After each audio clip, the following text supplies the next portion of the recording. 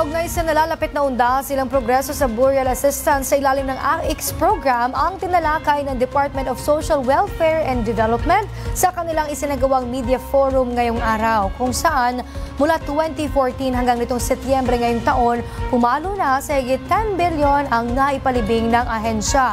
Ang buong detalye ihahatid ni Julian Bunag.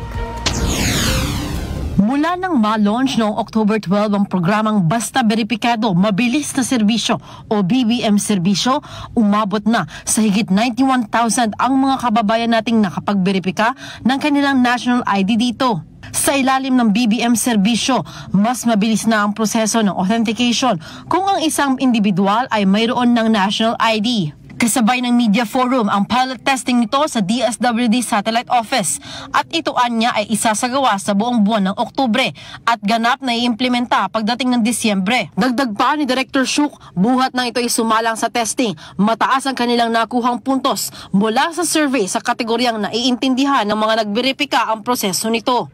Samantala sa usapin naman ng burial assistance sa ilalim ng programang AICS, kinumpirma ni Director Edwin Morata, mayroong 807 na accredited funeral parlors ang ahensya sa buong Pilipinas para mag-asiste sa programang ito.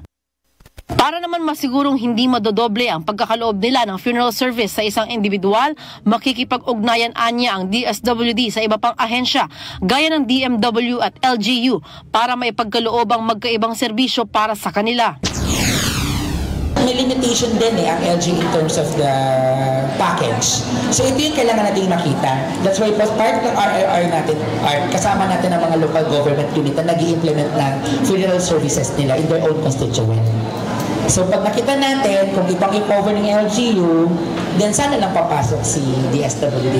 Dagdag pa ni Director Morata na ang aplikasyon na ito sa DSWD ay within the day. Basta dala nila ang kompletong papeles na kinakailangan gaya ng death certificate. Nilinaw din niya na hindi covered ng libreng funeral service ang mga biglaang extended na lamay at magarbong kabaong sapagkat ang pinakalayo ng ahensya ay maipagkaloob ang isang disenteng lamay sa mga namatayan. Para sa totoong balita sa Bagong Pilipinas, Julian Bunag, Congress News.